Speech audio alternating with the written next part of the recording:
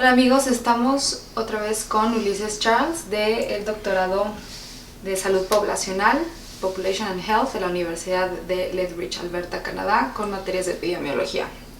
Mi esposito. Oye Uli, ahorita como han avanzado las cosas, vemos que los rates, las tasas de fatalidad con el coronavirus, con el COVID-19, ya cambiaron bastante. Lo que tiene Italia, como 6.6, creo, a lo que se está mostrando ahorita con Corea del Sur, que es alrededor de punto 7. Entonces, ¿por qué en un lugar tenemos esta tasa? ¿Por qué en otro cambia? ¿Y qué determina? Algunos nos preguntaban si es por la edad de la población, si en Italia la población es más grande y por eso, o cómo.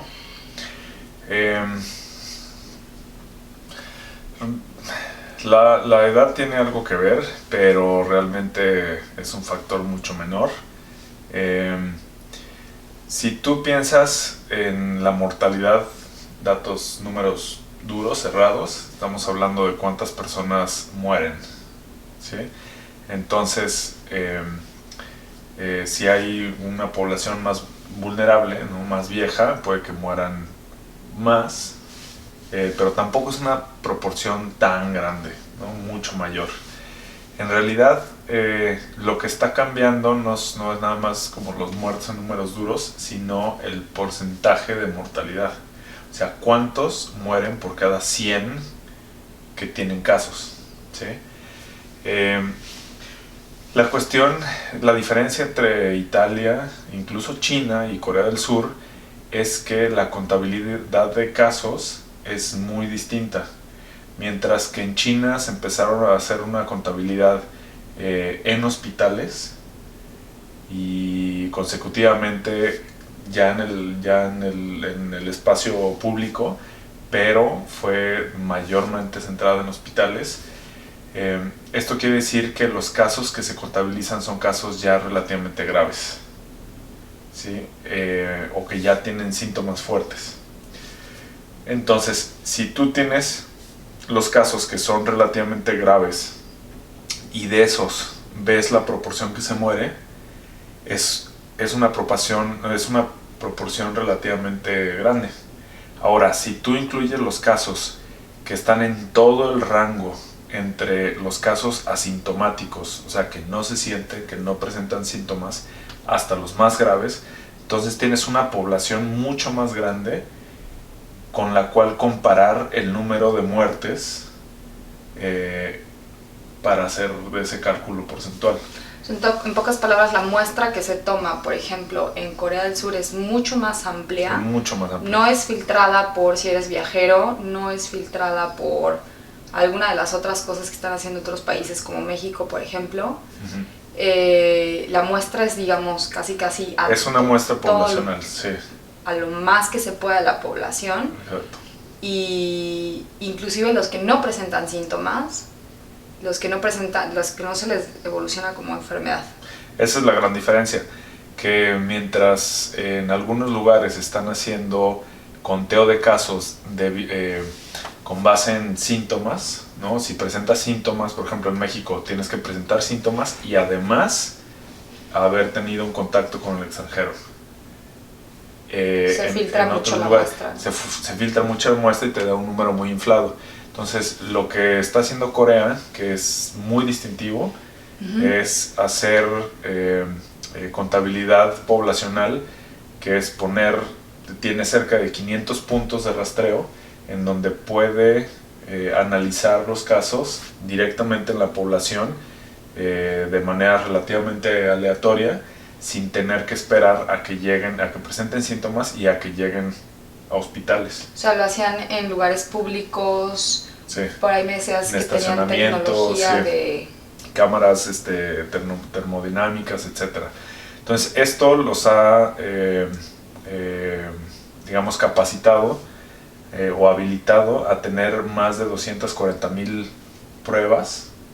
Imagínate, puedes comparar las 240,000 pruebas con Corea, un país que tiene 50 millones de habitantes, con 500 pruebas en México, que somos un país de 130 millones de habitantes. Sí, O sea, para ese entonces nosotros deberíamos de tener 500,000 de prueba para hacer la comparación de lo que está haciendo Corea. Ok. ¿Sí?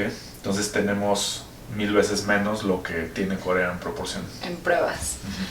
Oye, entonces ya hablamos de un COVID-19, ya hay en algún lugar del mundo un COVID-19 que la tasa de fatalidad, que el porcentual es del 0.7.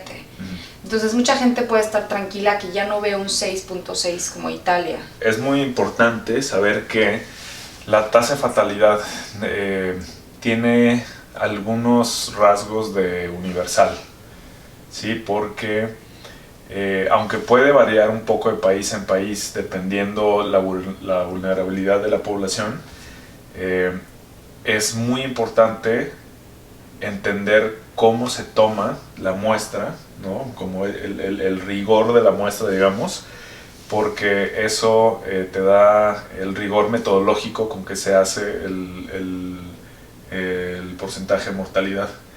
Entonces, el mayor rigor metodológico que ha habido hasta ahorita no fue de China, no fue de Italia, ha sido de Corea.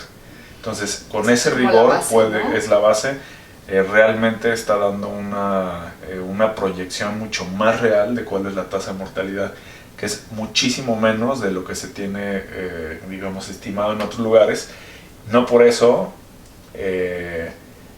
minimizar los daños, porque 0.7% sigue siendo una proporción gigantesca.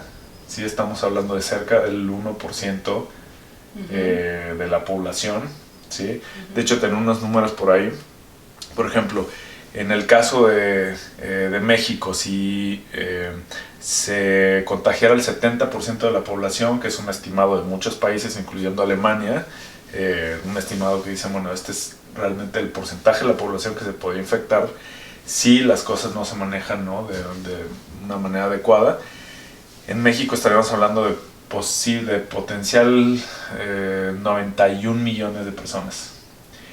Y el 0.7% de eso, que ya estaríamos hablando de la tasa de mortalidad baja, ¿no? de acuerdo a los estudios de Corea, serían 637,000 personas. Contra 91 millones. O sea, sí. Ahora, 637,000 personas sigue siendo un mundo. Sí, o sea, algo que los sistemas de salud. Millones. Pero, exacto, si uno mantiene la tasa de mortalidad, por ejemplo, de Italia de 6.6, estaríamos hablando de 6 millones de muertos en México. En caso de que se transmitiera un... ¿Cómo llegamos a una tasa de Corea?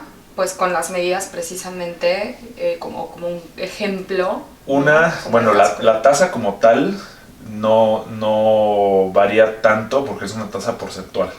Lo que varía es el número de casos. ¿Sí? ¿Cómo se puede mantener un número de casos menor? Con aislamiento, cuarentenas, identificación de casos, ver cómo los casos se ramifican para poder limitar el crecimiento ramificado de las infecciones. Y eso solamente se puede hacer cuando tienes realmente una capacidad de escaneo poblacional muy sofisticada. Sí, pero si no la tienes, al final seguir con las medidas que pues a todos nos ha pesado de aislamiento y cuarentena, pues sí es definitivamente la medida, ¿no? Al final eso es lo que más reduce el contagio y por ejemplo, ya muchas personas han hablado en España, ¿no? Que se han tomado medidas demasiado tardías, que mucha gente no ha creído, ¿no? En el tiempo preciso en las medidas, y que la población tiene que tomar las medidas que tal vez a veces, en algunos casos, no nada más en español, pero en algunos casos que los gobiernos no están decididos a hacer. En Estados Unidos ha sido también el caso, que se han tardado en hacer medidas preventivas y ahora están nada más en medidas de mitigación. Pues así está, ¿no? Como aunque nos moleste y nos pese, el aislamiento y la cuarentena sí. Son las medidas más efectivas, sí.